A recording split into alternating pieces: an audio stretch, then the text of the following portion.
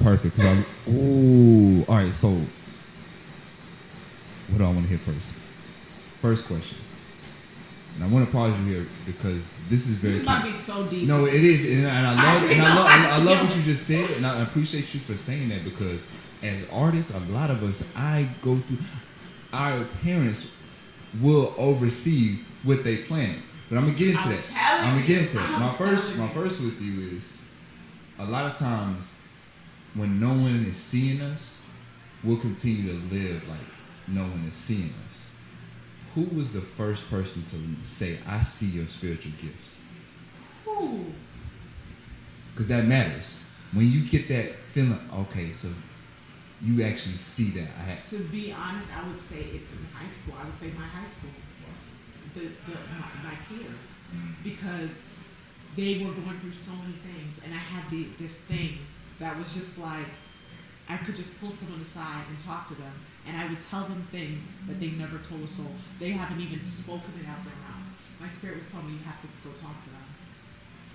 And they were like, you have no idea. I've had this trauma. I had this pain.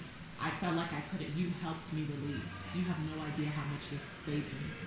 Then when it was time to go to college, because it got to a point that I would go by my locker and there would be a line of students.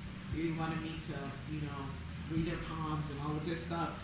And I was like, I can't do this in college because how am I going to have a normal college experience, right? So I kind of shunned my spiritual gifts. But the thing is, it's always there. So even people who are around me was like, this girl, something about her is different. What is this? And also helped to be an excellent journalist because you're able to see people beyond the physical. And that's the thing when you tap into spirituality and this gift that I have. Poetically, humans are just humans. Everybody got brilliance, everybody got shadow, everybody got shit. Because we're just human beings. So I have compassion for people. There's literally nothing I've seen. I've not heard or seen. I'm telling you, I've heard it and I've seen it all. And the thing that you realize is like, you got to take away everything physical. All right, let me ask you this, and I love that you said that. Do you remember something that sticks out in your writing on this album that you wrote and said, when people hear me say this, or when they hear me talk about this, they won't believe it? Oh, wow, that's a good question. I would say, we all have a story.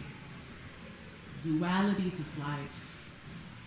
We honor the darkness and embrace the light. It's a wow. Keep the faith alive. So, talking about the dualities of life, the darkness, and to even embrace the darkness. A lot of times we are afraid of the darkness because of so much of the trauma. Even when I was driving today, I was thinking of my personal trauma. And I said, I'm not going to even look at it as in a place of shame or in a place of, I'm looking at a place of, sorry, you're human. To be honest, I'm like, if the scars didn't happen, you would be floating, because you're already super positive. So if you didn't go through some certain, I wouldn't even, it would just be too easy. And I wouldn't have, because I'm a very positive person. And I said, the scars or even the things that challenge us, maybe in this weird way, they allow us to be more whole and understanding. So even, and this reflection came today. So even looking at trauma in a way that is different. So not in a way that is, Right. Because it's already like that. But changing the energetic frequency to how we view it makes a difference. Yo, do y'all feel that? Oh. This is deep. This is deep. This is deep. Wait, this is deep. No, I just want to let sometimes, I just want to let things breathe sometimes. Sure, I could go boom, boom, boom, but sometimes you have to breathe on what was just said. Right? Like, you produce art, you speak, you have a gift of speaking as well. And we take for granted that power to let these words come out and just let more words come out. No, it's like art. It is art. So when you speak, I have to let that just sit in the room. When they watching this, when they listen to this, let it just surface. Honoring the dark. You looking yourself in the mirror and saying, Shaw, what happened, what happened. We're moving forward now. Yeah. When that day happens in your life, and you remember how that happens, what is the first thing you do to put a smile on your face? I'm still here. Yeah. I'm still here. You tell yourself that. Mm-hmm. What is that? What does that mean? Obviously, it means you can create, though. What does that mean in this moment now? Strength. Ooh. You see, darkness provides you with a vehicle of strength that you didn't even know you had. You see, nature, right? In order for anything to bloom to its fullest capabilities, it needs multiple dimensions. It needs the rain, just like nature. It needs the sunshine. Too much sunshine, things can't grow. With all rain, it can't grow. So even looking at your darkness as an evolution of becoming self and divine is part of the purpose of life. Nobody escapes darkness. It doesn't matter who you are. Every single person, kings and queens, has to go through things. Now, all of our darkness is different. There's certain things that you went through, Lee, that if somebody else went through, they wouldn't be here. And there's other things that people went through that you wouldn't be there, right? It's so crazy. But then you realize, like, wow, we're still here. Yeah. And that's why I think what we're doing, we are messengers from spirit. You know, I'm not really religious. I'm more spiritual. I can go anywhere. I can go literally any type of, because I believe it's all the same.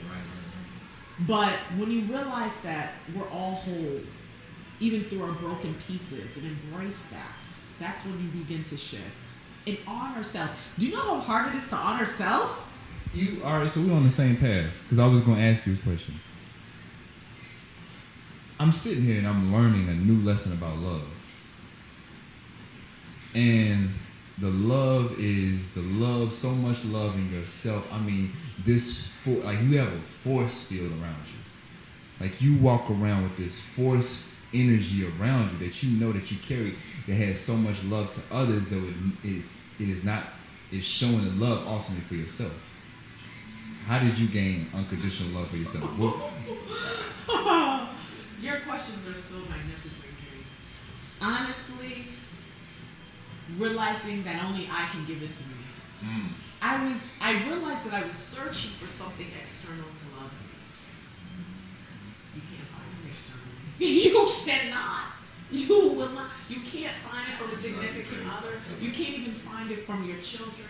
You cannot find anything external to define you. Now, all of these things are added to you, and it's a blessing of love. But the most powerful thing a human being can do is to love themselves. And that's also the most hardest, because we've been so conditioned.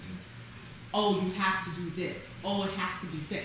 You don't have to do anything. The fact that you exist and come from God is enough. Yeah. Honor that inner power. And I had to radically, and I do it every day, radically build this fire in me. And it takes courage. And I realized, wow, nobody's going to be able to give this to me. No money can give it to you. No success. Nothing.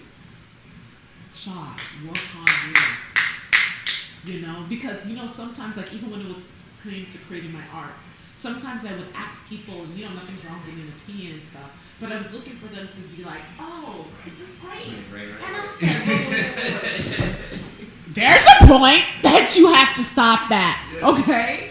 That we get into this. And I said, no. Yeah. Shaw, come on.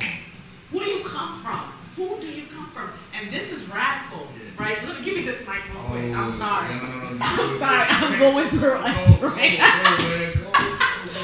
This is radical.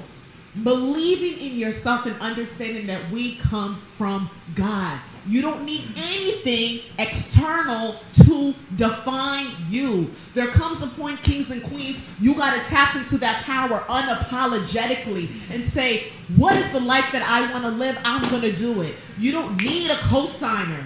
You don't. You have to believe in yourself. If you think somebody's going to co-sign your existence, that is mental slavery. Only you can define you. Come on. Yo, you see this mic right now?